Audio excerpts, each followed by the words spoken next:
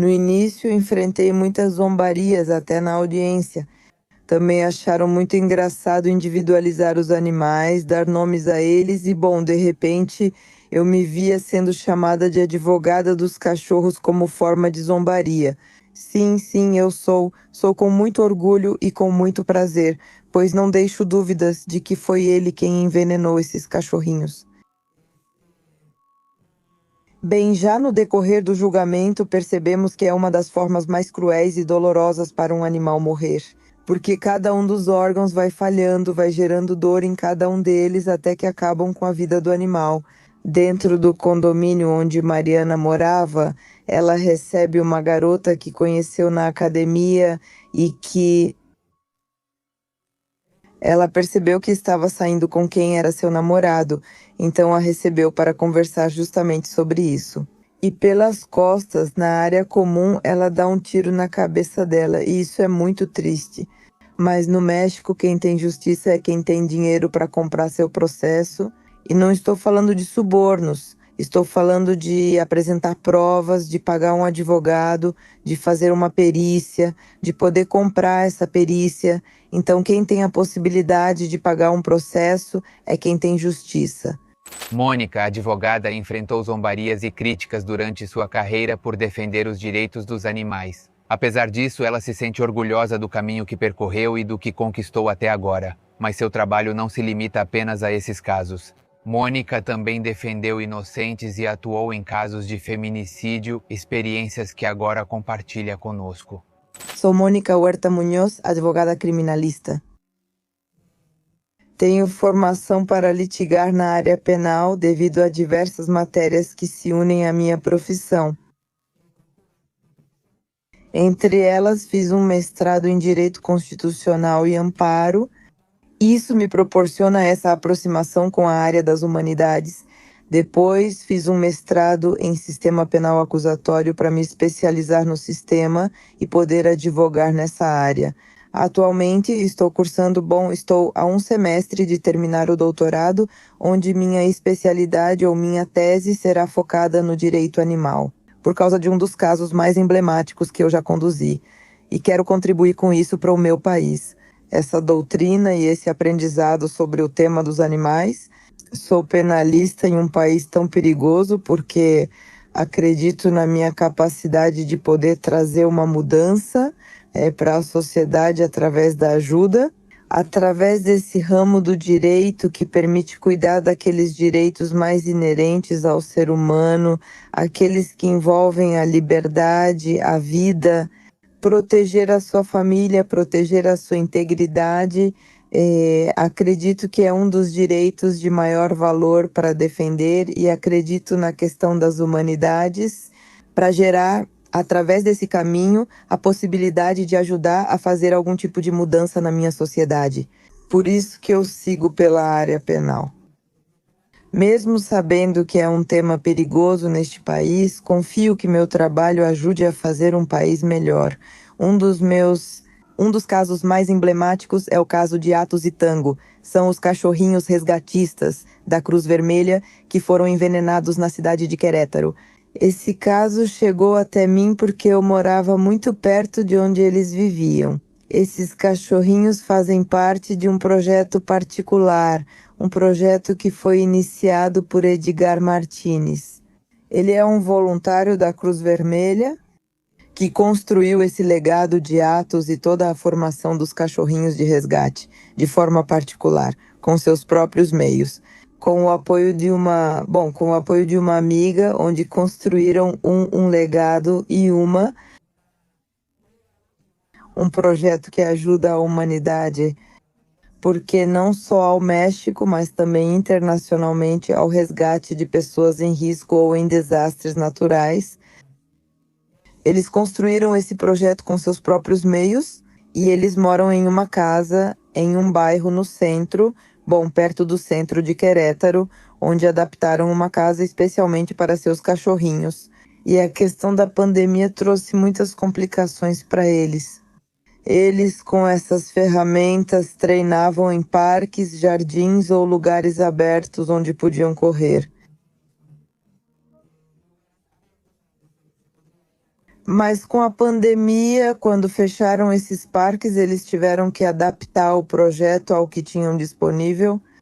Então, elas tinham 2 horas.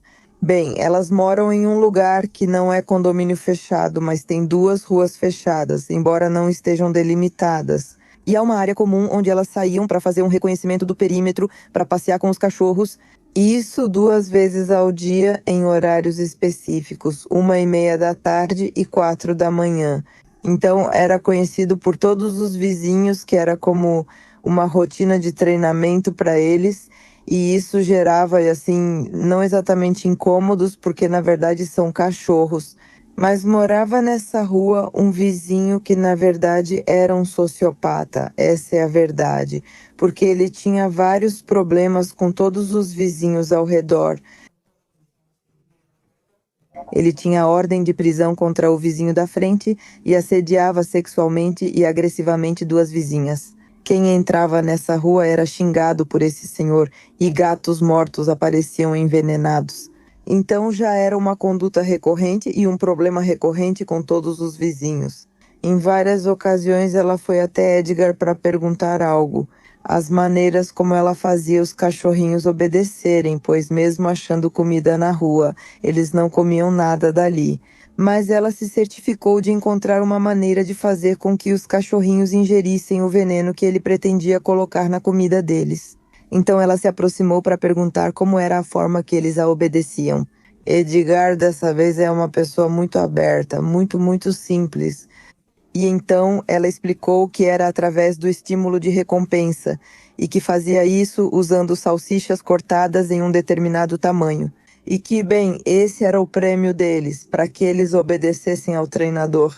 Esse senhor usou essa informação para comprar salsichas e cortá-las no tamanho que a treinadora havia mencionado. Ele fez um buraco perfeito, parecido com um canudo, onde pôs venenos. Digo isso, a gente só soube por causa dos indícios que foram coletados e do que saiu no julgamento.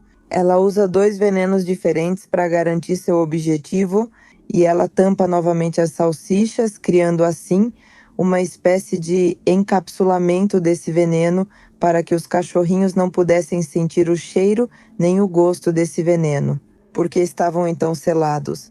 E o tamanho da salsicha, inclusive, havia pedaços inteiros nos intestinos deles.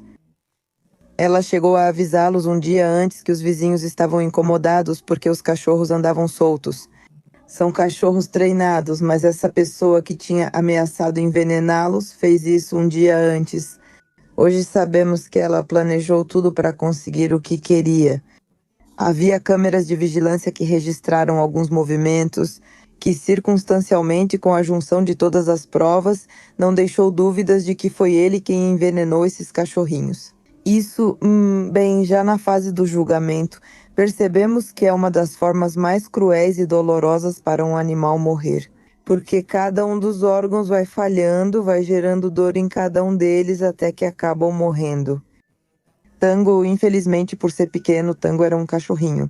George Shire, cuja função era ser assistente e dar assistência emocional, era um cachorrinho que ajudava crianças com síndrome de Down e que ajudou médicos durante a pandemia. Eles foram para Acapulco, inclusive para gerar empatia nos médicos, para ajudar a conter tanto estresse dos médicos, e essa era a função do Tango.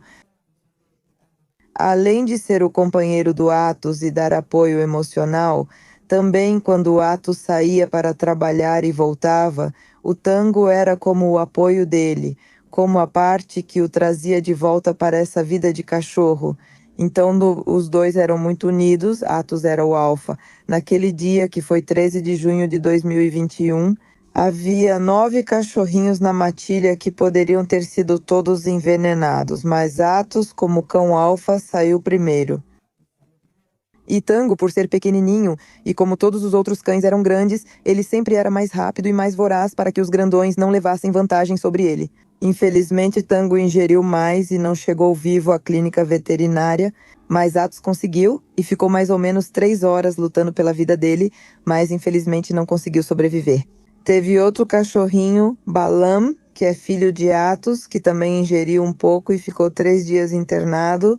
A sentença também é por causa dele. Balan hoje em dia, Balan e Orli são filhos de Atos e são os que continuam seu legado. Os dois foram para a Turquia em uma missão humanitária em apoio ao México. São dois cães que trouxeram ótimos resultados no México em busca e resgate, continuando o legado de Atos. Balan ficou internado, mas felizmente também se recuperou do ataque. Pela primeira vez, um caso assim era investigado em Querétaro, apesar de desde 2014 já haver lei contra maus tratos ou morte cruel de animais. A verdade é que até o ano de 2021 nunca tinha sido levado um caso real. Por isso, quando esse fato aconteceu, eles se depararam com uma promotoria que não estava preparada para algo assim. Mas nos deparamos com muitas deficiências, até mesmo na coleta de indícios. Não havia um perito, não havia uma pessoa capacitada para fazer esse tipo de trabalho, porque eles não tinham nada preparado para atender casos de animais. Tivemos que recorrer a muitos especialistas que, de forma altruísta, se uniram ao caso e forneceram a prova científica. Felizmente, encontramos uma perita certificada no Conselho da Magistratura Federal que mora aqui em Querétaro e que pôde nos ajudar. Digamos, todo o conjunto de provas. Tivemos bom Edgar por ser paramédico, tem contato com muita gente que trabalha em instituições e felizmente uma de suas amigas trabalhava na unidade de proteção animal, que é quem faz a coleta de indícios de maneira correta, de maneira limpa, para até mesmo abrir uma cadeia de custódia e poder levar essa prova objetiva a um julgamento. Acho que se uniu a vontade e o conhecimento de muitas pessoas que conseguiram gerar um julgamento em um estado que não tinha as ferramentas para realizá-lo de maneira adequada.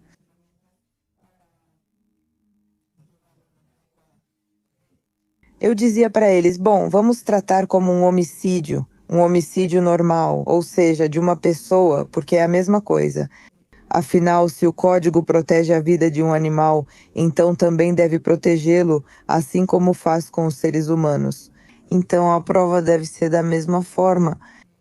Tenho lutado muito com isso hoje em dia. Infelizmente, posso afirmar que não estamos no mesmo ponto, não temos um Estado capacitado para trazer a prova. Se quisermos necrópsia, precisamos pagar por ela. Queremos investigar, então faremos nós mesmas, porque não demonstraram interesse. Embora tenham ocorrido reformas para promover mudanças nas leis, o Estado em si ou o Ministério Público em si não está interessado em conduzir investigações desse tipo. Então, temos que fazer isso nós mesmas.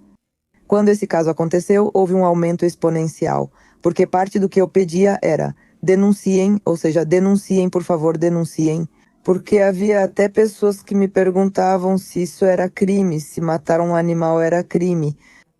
Porque havia muita desinformação, não tinham apenas o conhecimento, mas também havia uma desvalorização em relação à vida dos animais e começou a ser gerada informação. Comecei a pedir para denunciarem e as denúncias cresceram exponencialmente, mas o Estado infelizmente não respondeu. E se você quisesse denunciar, tinha que levar você mesma as suas provas. Você precisava ter então toda essa vontade e todas essas ferramentas para conseguir conduzir uma investigação até o fim. E, infelizmente, muita gente deixou de fazer isso por causa disso. Seguimos lutando até hoje para que o Estado apresente provas ou tenha peritos para isso. Por isso, acho que, como advogada, se me perguntarem quais são os casos que mais te dão trabalho, os casos dos cachorros, porque, ou melhor, dos animais em geral, porque me custa 3 ou 4 vezes mais produzir todas essas provas, ou do trabalho porque eu tenho que fazer sozinha. E porque, em vez de ajudar, você encontra muitas portas fechadas, pois as pessoas não. Ou bem, as autoridades não têm empatia com a vida dos animais e até mesmo fazem algumas piadas, né? Quando cheguei com o caso do Atos, eu costumo levar meus assuntos por escrito para ir ajustando a redação, digamos, do caso ao tipo penal, em uma estrutura bem legal, né? E quando cheguei e coloquei o nome dos cachorros, individualizei cada um deles, porque cada um tem uma característica diferente. Zombaram dizendo: "Ah, deram nome para os cachorros, mas todos os cachorros têm nome."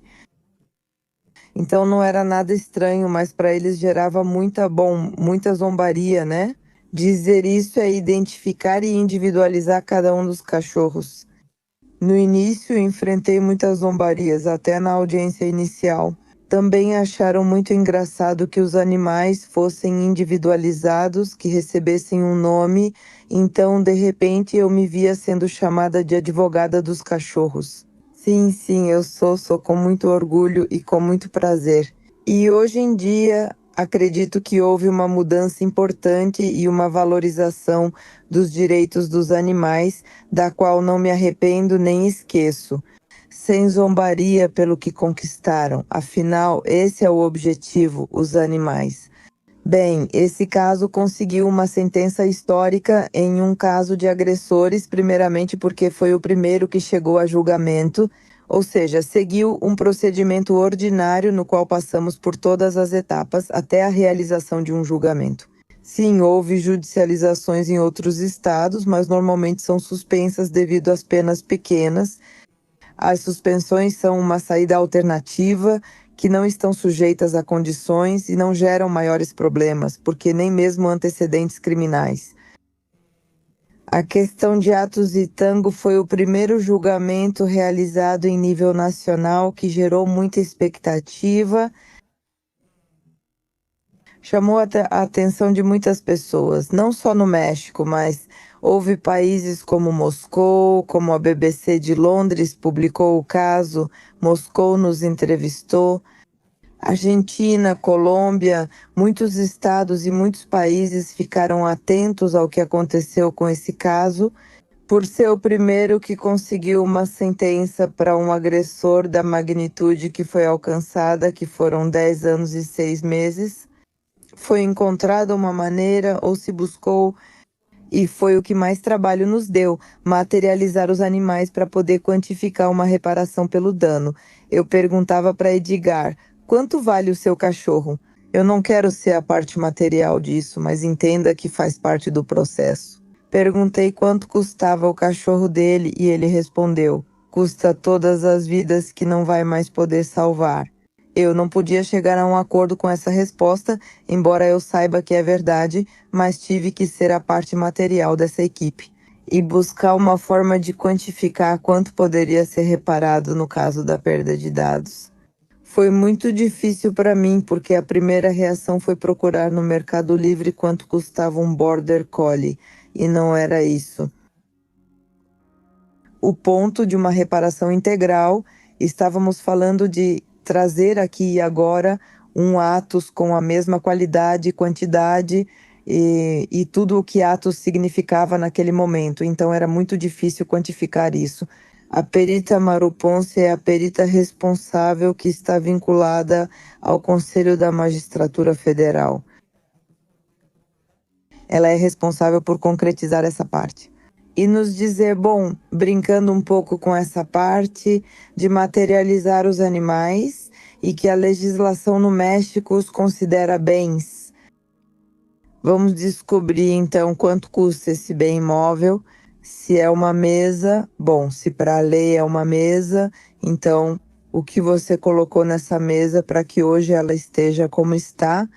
E então englobamos todo um aspecto, desde a aquisição, né, o treinamento, as certificações, a alimentação e tudo isso. Gerou uma reparação de dano de cerca de 2.450.000 pesos, além de multa de 115 mil pesos imposta pelo Estado. Então essa foi a sentença que em sua maioria foi celebrada, mas também foi criticada. Havia muitas pessoas que diziam: como é possível que sejam 10 anos e 6 meses? Pela morte de alguns animais e pela morte de um ser humano, a pena pode ser até menor. A resposta sempre foi mais do que apenas alguns animais. Estamos falando de alguém que cometeu 3 crimes. Independentemente do resultado, eram 3 delitos neste caso. Era a morte de Atos, era a morte de Tango e eram as lesões em Balan. Por isso, cada um merece uma pena diferente, porque é assim que o código determina e porque, no final, a conduta também pela forma como foi realizada, através de métodos cruéis, como o envenenamento, e como percebemos que é uma das formas mais dolorosas para os animais morrerem e mais agonizantes, é que se ativa a agravante e então a pena aumenta. A juíza considerou que era uma única conduta, que trouxe 3 resultados, por isso a pena.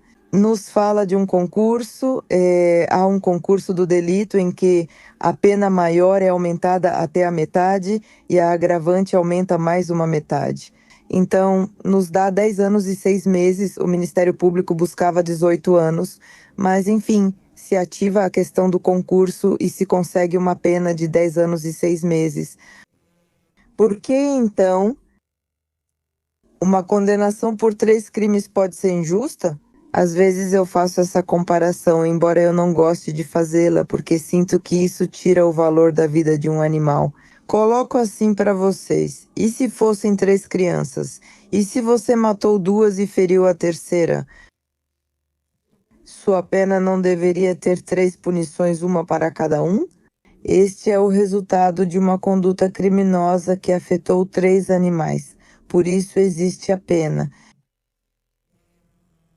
No geral, é uma sentença histórica, mas acho que isso não diminui o dano causado. Parte da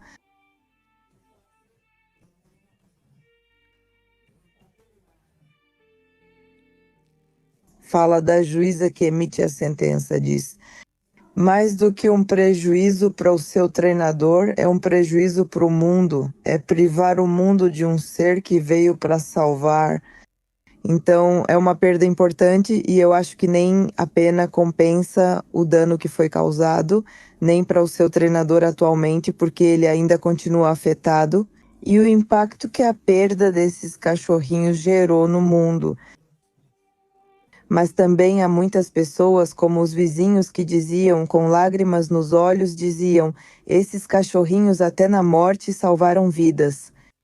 Porque a pessoa que os matou nunca voltou a morar naquela casa, ela os matou em um domingo. Na segunda percebeu o movimento e na terça às 8h30 saiu com uma mala e nunca mais voltou. Os vizinhos eram muito gratos, ou seja, lamentavam muito a perda, mas agradeciam muito que essa situação os livrou de uma pessoa como ele, e diziam isso com lágrimas nos olhos, até em vida. Continuam salvando vidas até após a morte, pois nos livrou desse Senhor mesmo depois de falecer.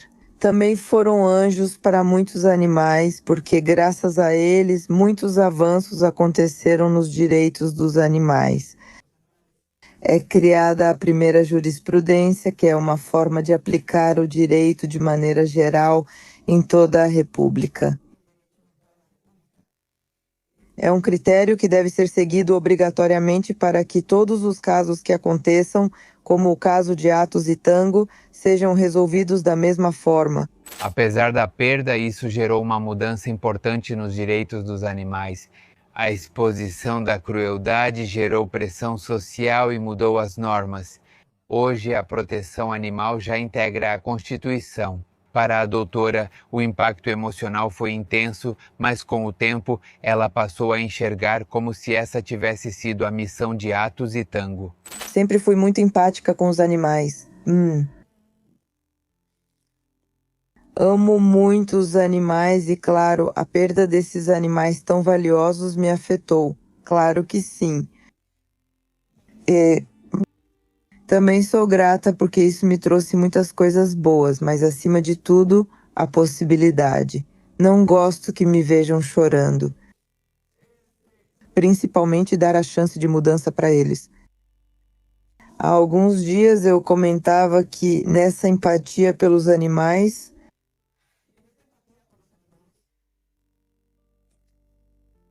me afetava muito vê-los nas ruas e me afetava muito vê-los atropelados, principalmente. E eu sempre pedi a Deus, na minha adolescência, claro, sempre pedi a Deus que me permitisse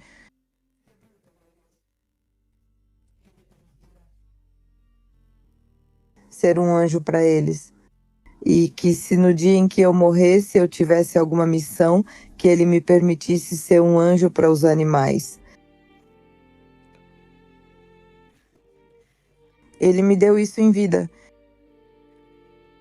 Eu sinto que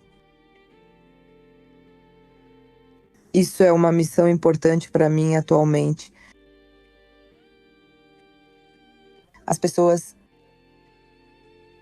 obrigam suas autoridades a reconhecer esses direitos porque sabem que é possível, porque sabem que faz parte do que precisam fazer, porque assim nós os fizemos saber.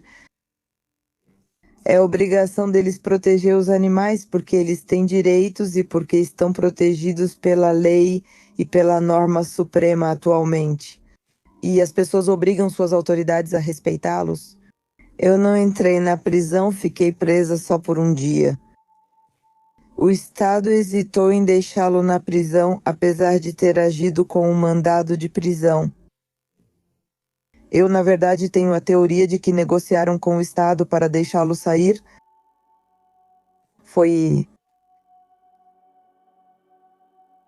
Era impossível ele sair legalmente.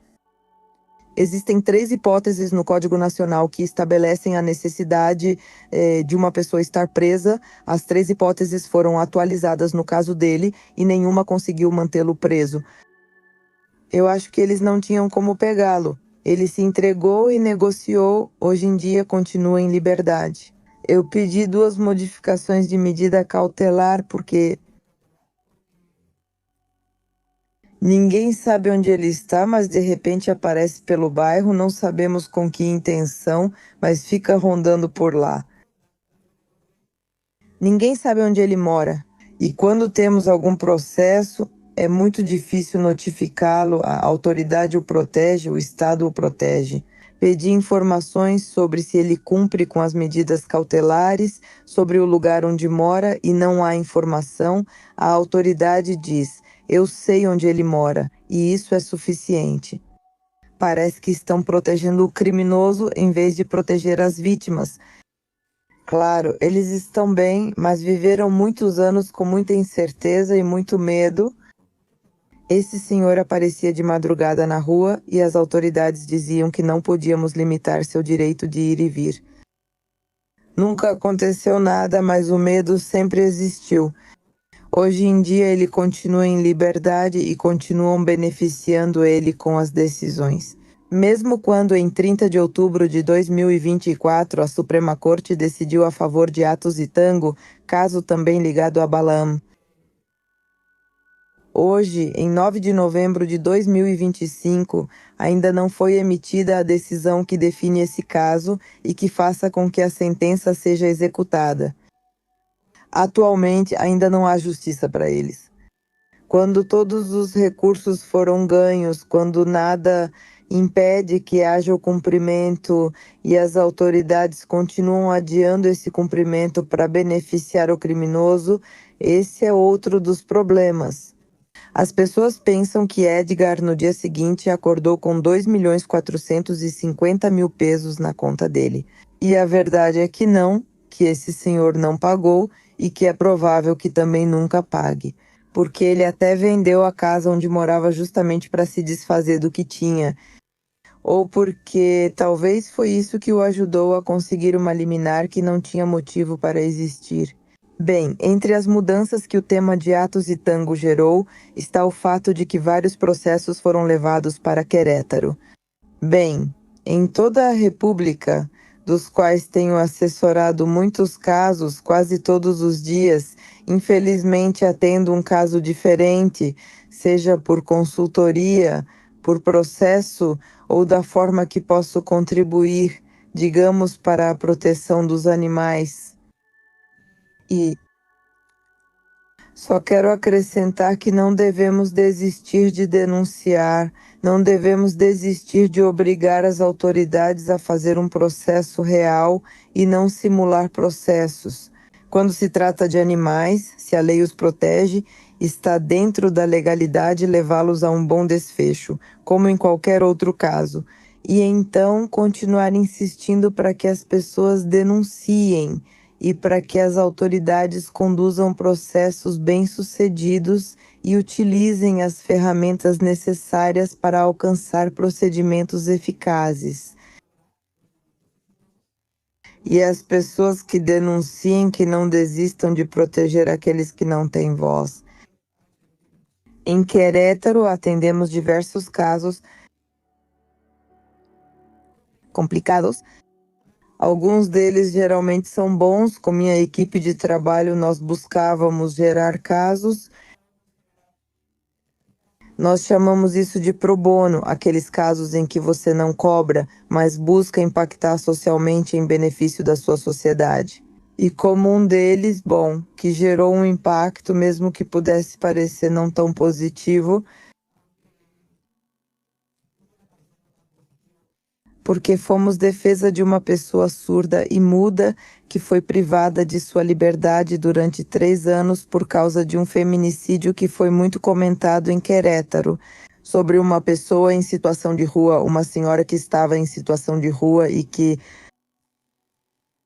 infelizmente foi violentada sexualmente e depois asfixiada, e onde esse rapaz surdo-mudo, totalmente sem instrução, sem qualquer tipo de educação, por vir de um nível econômico baixo, onde poderiam ter lhe dado algumas ferramentas para buscar um ofício, mas sem nenhum tipo de educação ou instrução. Ele foi, digamos, testemunha presencial e se aproximou das autoridades para dizer que tinha visto quem era, apontava onde estavam as pessoas, que é um caso que até mesmo as autoridades e os próprios vizinhos sabem perfeitamente quem foram os que mataram a senhora, porque é uma gangue que está nesse bairro. Esse rapaz se aproximou para tentar explicar com as ferramentas que tinha que ele tinha visto quem tinha matado essa senhora.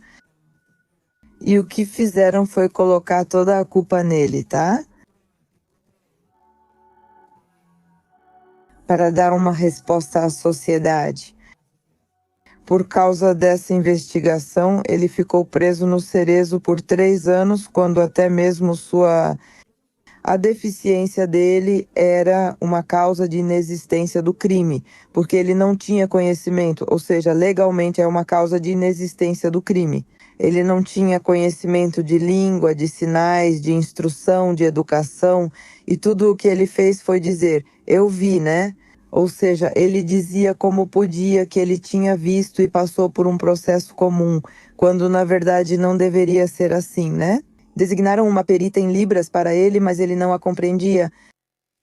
Nós, como advogadas, minha colega e eu, a doutora Dulce Sanches, com quem estou cuidando desse caso, tentávamos nos aproximar para nos comunicar, mas era difícil porque ele não nos entendia nem o que acontecia. E mesmo assim, ele ficou 3 anos. Fomos para um julgamento ordinário e, no final, não houve nenhuma prova que permitisse condená-lo. É um caso muito emblemático e muito controverso, porque a sociedade ficou com a sensação de que não foi feita justiça ou de impunidade. E o fato é que pegaram um inocente para dar um resultado, isso não é fazer justiça. Então, esse rapaz, infelizmente, bom, felizmente ele saiu, mas infelizmente o seu entorno social o condenou e ele não conseguiu se reintegrar ao seu meio. Ele era apontado, era agredido, era julgado pela própria vizinhança. E em uma revisão na vara criminal consideraram que precisavam atender a uma atenção à administração da justiça, olhando para a questão de gênero. E então eles o condenam novamente na segunda instância. Esse rapaz teve que sair, pois não aceitaríamos seu retorno. Ele era inocente. Até que fosse possível apresentar o recurso, né? O recurso foi apresentado e, felizmente, foi favorável para ele e hoje em dia o caso foi encerrado, tá? Bom para ele. Embora a senhora tenha ficado sem justiça porque não foi feita uma investigação adequada e não se procurou nem se julgou os verdadeiros culpados. Neste caso, não houve um apontamento da sociedade contra elas por defendê-lo. Desde o início estava claro que se tratava de um rapaz inocente. Para as advogadas, o caso foi especialmente significativo porque defendiam alguém que não tinha feito nada, uma pessoa com deficiência sem as ferramentas para poder se defender sozinho. Mesmo assim, a sensação de injustiça persiste, mesmo após a morte de uma mulher. Isso nos faz questionar: o que ocorre em Querétaro? Por que feminicídios ainda são tratados como homicídios? A palavra feminicídio é muito forte.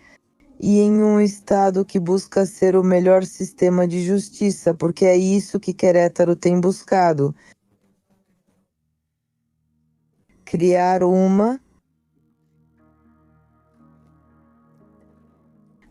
um sistema perfeito, um sistema que possa ser visto por outros estados, admirado por outros estados. E não digo que não seja, porque tive a oportunidade de advogar em outros estados e, de verdade, Querétaro está em um lugar privilegiado no sistema de justiça. Mas também não podemos ir aos extremos. Também não podemos adoçar tudo o que acontece no sistema ou manipular tudo o que existe no sistema para transformá-lo em algo impecável. A palavra feminicídio é uma palavra muito forte, é um crime muito grave que pode causar um grande impacto, não tão controlado por uma autoridade. E é mais fácil falar de um homicídio qualificado, que pode ser escondido em muitos casos, do que envolver a palavra feminicídio ou estatisticamente classificá-lo como feminicídio. Sim, já atendi casos de feminicídio em Querétaro. Atualmente estamos acompanhando o caso de Mariana Pechir, um caso muito lamentável. Garota de 17 anos vive relacionamento sentimental complicado, com agressões e com uma triangulação que era como uma mecânica por parte do autor intelectual, onde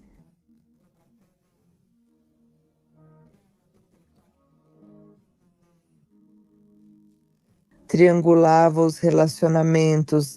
Esse caso, atualmente, bem, tem 2 envolvidos, uma é uma garota que é a autora material e o parceiro de Mariana, que é o autor intelectual. A garota já está, digamos, sentenciada, mas o autor intelectual ainda está em processo. Então eu posso falar muito pouco sobre esse caso porque envolveria, algumas violações processuais, algumas informações que eu não posso compartilhar com vocês. Mas, enfim, é um caso que aconteceu no dia 26 de abril de 2023, dentro do condomínio onde ela morava. Mariana recebe uma garota que, conheceu em uma academia e que ela percebeu que estava saindo com seu namorado e a chamou para conversar sobre isso. E pelas costas, na área comum, ela dá um tiro na cabeça dela. Mariana ficou lutando pela vida por 7 ou 8 dias e Teresa, que foi quem cometeu esse ato materialmente, vai embora do estado e foi encontrada em Puerto Escondido, levado à audiência inicial em maio, justamente no dia em que Mariana faleceu, encerrando a audiência. O senhor Pechir saiu então de maneira abrupta, muito rápido, porque disseram a ele que havia complicações e, infelizmente, nesse dia Mariana faleceu. Teresa se submete ao procedimento e acaba sendo sentenciada com um procedimento abreviado, uma vez que ela fornece informações ao caso que nos leva, depois de 1 ano e meio de investigação, de insistência ao Ministério Público, por direcionar parte da responsabilidade para o autor intelectual, que era o companheiro de Mariana. Desde o início, a família suspeitou dele, mas o Ministério Público disse que não havia provas. Mas havia muitos indícios sobre toda essa armação. E, digamos, para alcançar o objetivo, que era tirar a vida da Mariana, Teresa foi julgada por homicídio qualificado, pois não havia uma relação nem uma razão de gênero. Poderia ter levado materialmente a esse resultado, mas no caso do autor intelectual, sim. No caso dele, Havia uma relação prévia, havia uma agressão prévia. Na verdade, Mariana foi alguns dias antes à promotoria número 4, que é especializada em violência contra a mulher, para abrir um inquérito por causa de uma agressão em que ela acabou com uma mão deslocada. Mas, enfim, por algum motivo ela não quis prosseguir. Não abriu inquérito, apenas solicitaram medida restritiva. Essa restrição foi decidida em um tribunal de família.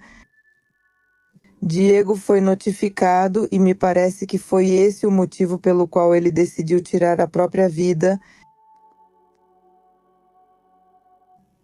Infelizmente, bom, nesse caso sim se ativa uma razão de gênero e para o caso do autor intelectual, sim, segue-se por feminicídio. Hoje em dia estamos na fase intermediária, aguardando 2 recursos de revisão. Um que foi apresentado pela defesa contra a vinculação e medida cautelar, além de outro promovido pela assessoria jurídica, solicitamos reabertura não concedida.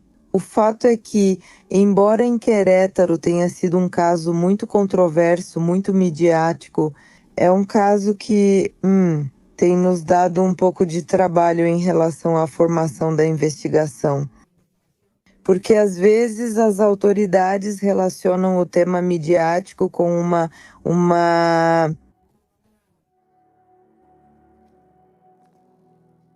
uma guerra que precisa ser travada, né? E eu acho que um caso acaba se tornando midiático por causa disso. O interesse em resultados positivos gera impacto, justamente em uma cidade onde acreditamos que temos a possibilidade de viver de maneira tranquila. E um comportamento como esse, bem, não é tão aceitável, ou não se permite ou não se deseja pelos moradores do estado que tal comportamento se espalhe. E é por isso que essa investigação é direcionada, mas não tem nada a ver com fazer isso contra as autoridades. Não deveria haver tratamento diferente e realmente tem sido uma luta por não conceder toda a prova, por não oferecer como todas as ferramentas. Ainda assim, com tudo isso, hoje em dia temos no processo de investigação todos os elementos para condenar o autor intelectual. A própria defesa dele comentou isso em uma audiência, disse: temos um crime plenamente comprovado, agradecemos o reconhecimento porque realmente está plenamente comprovado e esperamos ter um caso de sucesso neste. O caso de Mariana Pequira é muito lamentável. É um caso que não deveria ter acontecido e que não se pode permitir que uma pessoa que não está bem emocionalmente cause esse tipo de dano a uma família. No caso de Mariana, também buscamos um agravante que geralmente, bom, se falamos do crime de feminicídio, a teoria do crime diz que é um crime agravado, você já não pode agravá-lo mais. No caso de Querétaro, assim, um agravante no crime de feminicídio, porque tivemos um caso controverso e também muito midiático, já que foi algo lamentável. O caso de Victoria é de uma menininha, acho que ela tinha 6 anos. Essa que saiu para a papelaria em um bairro em El Marquês, onde ela sai dentro do próprio condomínio para uma papelaria e então desaparece.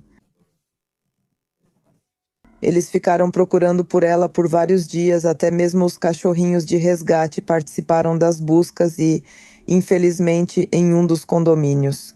Em um dos condomínios morava uma pessoa que veio de Oaxaca, me parece que em um estado bem inconveniente.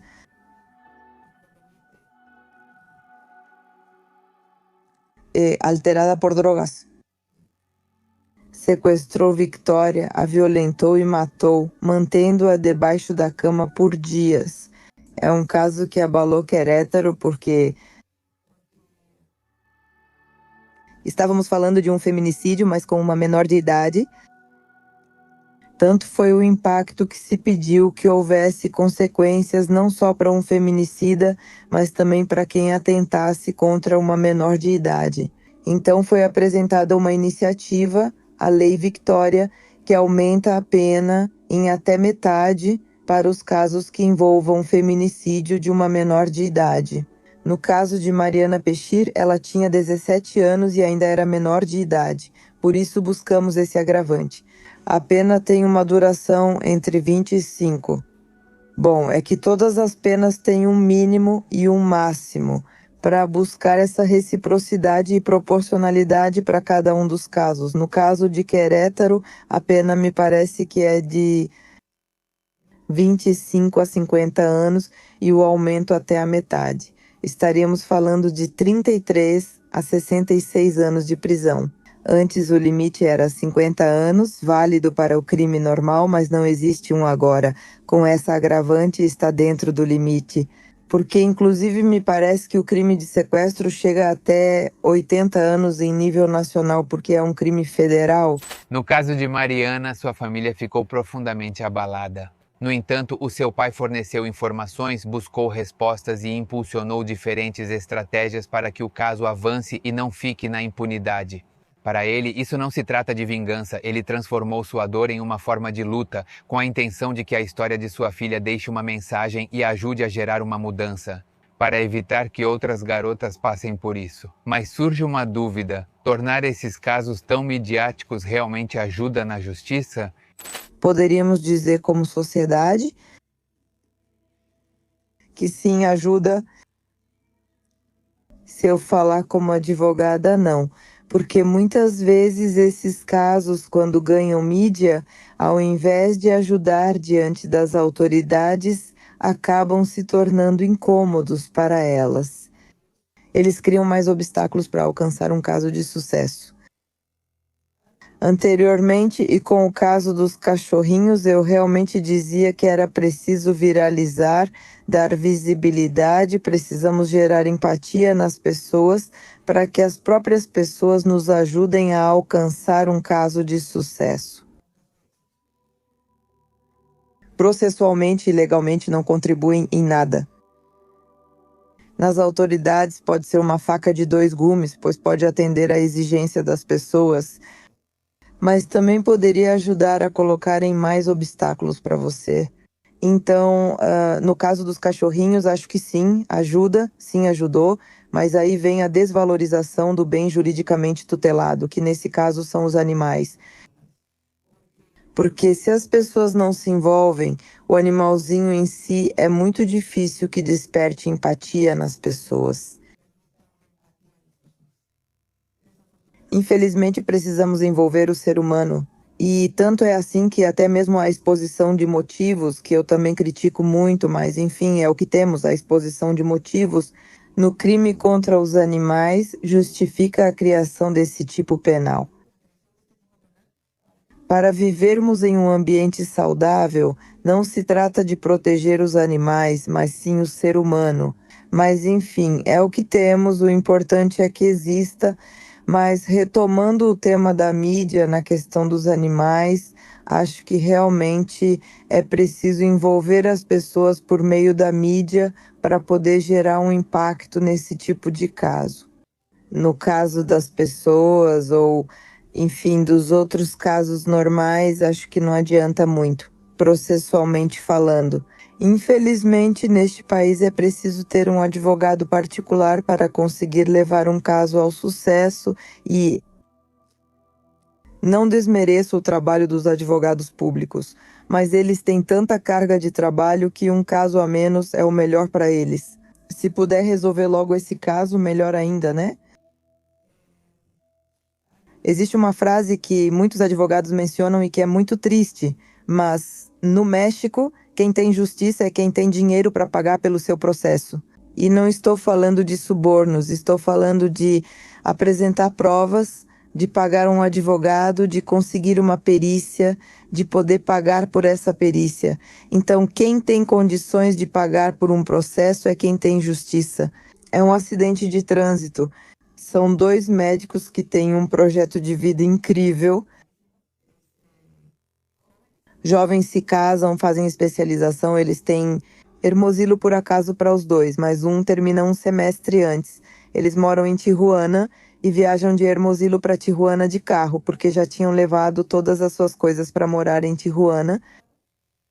E no caminho vinha um cara, um motorista de uma funerária, ultrapassando, incomodando, ultrapassando numa pista, e na volta vinha um caminhão.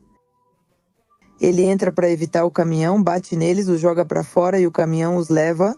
A mulher sobrevive, não aconteceu absolutamente nada com ela, todo o impacto foi nele, um médico brilhante, segundo lugar em ortopedia no México. Ele morre praticamente na hora. O carro, perda total, ficou todo amassado, né? O volante não sei nem onde foi parar. Nos deparamos com um tipo penal, homicídio e danos. Mas nos deparamos com um tipo penal que eles chamam de culposo por fato de trânsito, com resultado material em homicídio e danos. Sentença de 3 dias a 4 anos, julgamento simulado para a pena já cumprida durante a investigação. E entrei porque queriam obrigá-la a assinar um acordo de 80 mil pesos. E não é uma questão de dinheiro, mas sim uma questão de passar por um processo e uma consequência legal. A pena, né, ao mesmo tempo que é uma piada. Por ter tirado a vida de uma pessoa tão brilhante e tão boa pessoa.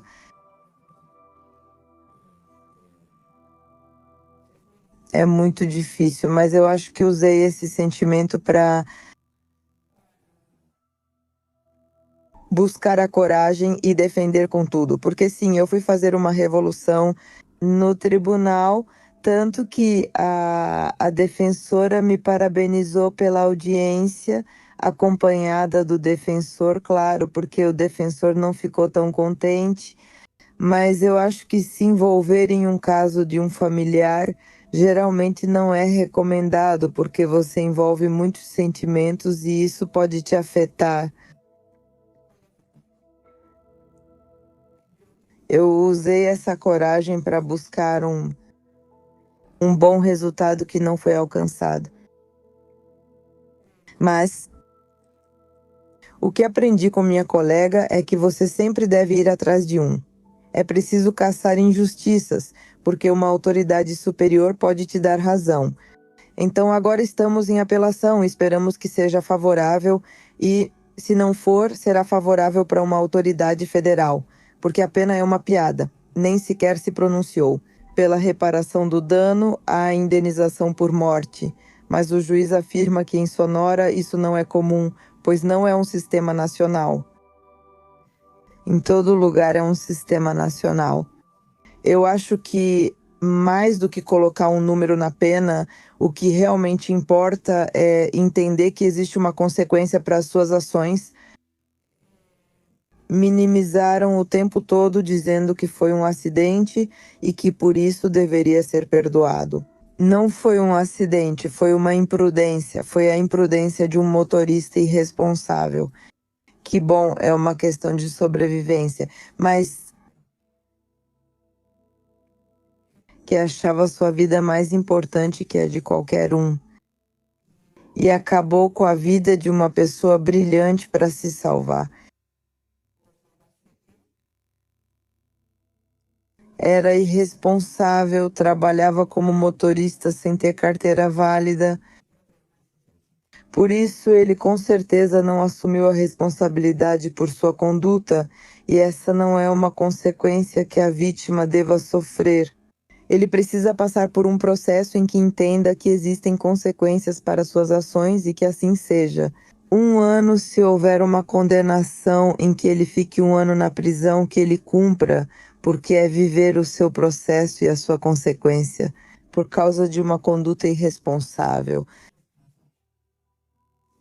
Entende-se que existem acidentes, entende-se que muitas vezes há coisas que não podem ser evitadas, mas neste caso houve imprudência. E há uma pessoa que se dedica a dirigir de forma irresponsável, tirando a vida de pessoas inocentes. Eu gosto de gerar resultados positivos e não largo o meu caso até que eu consiga um resultado positivo.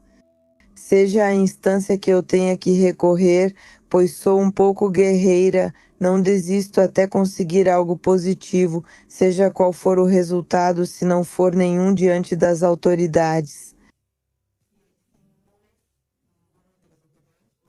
Ao menos fico satisfeito por ter feito tudo o que pude para alcançar o resultado.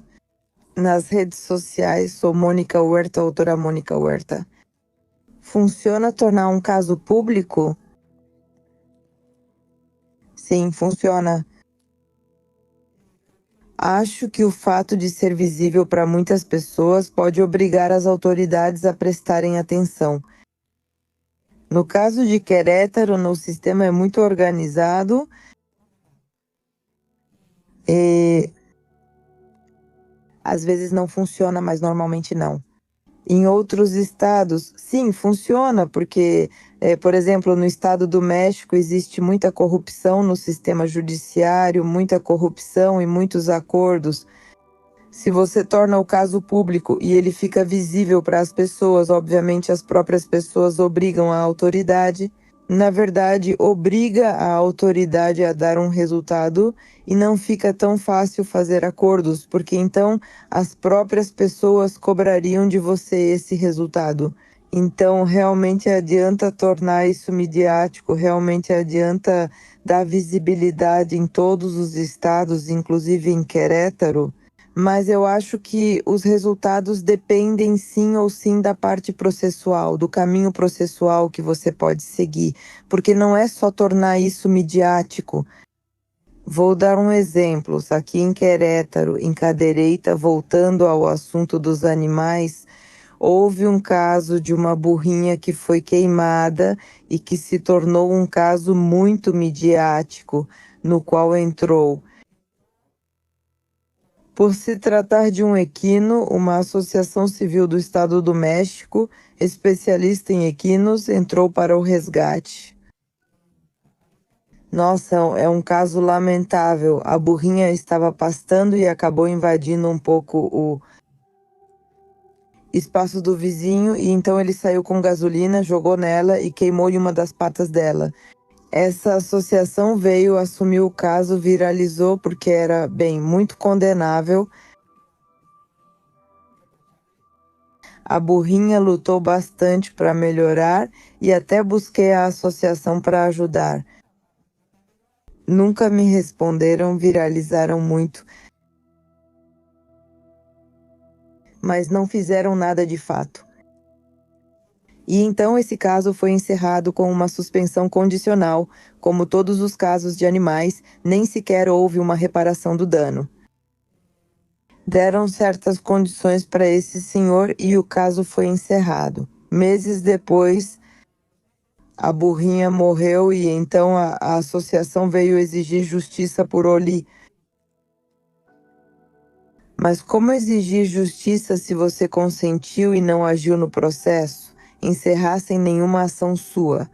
Não havia como fazer justiça. Então o Estado considerou que poderia usá-la como símbolo para colocar a lei de bem-estar animal em nome da burrinha e com isso fazer justiça a ela. E de que isso nos serve? Não serve de nada, então às vezes realmente vale a pena viralizar, mas se você não faz nada no processo, não se consegue justiça. Se chegou até aqui, inscreva-se no canal. Se quiser aparecer em um vídeo, envie um e-mail para e-mail@ppmistério. Com MX ou se preferir, me inscreva no Facebook. Você me encontra como Pepe Mistério ou também no TikTok, estou como Pepe Mistério Documentários ou no Instagram também como Pepe Mistério Documentários.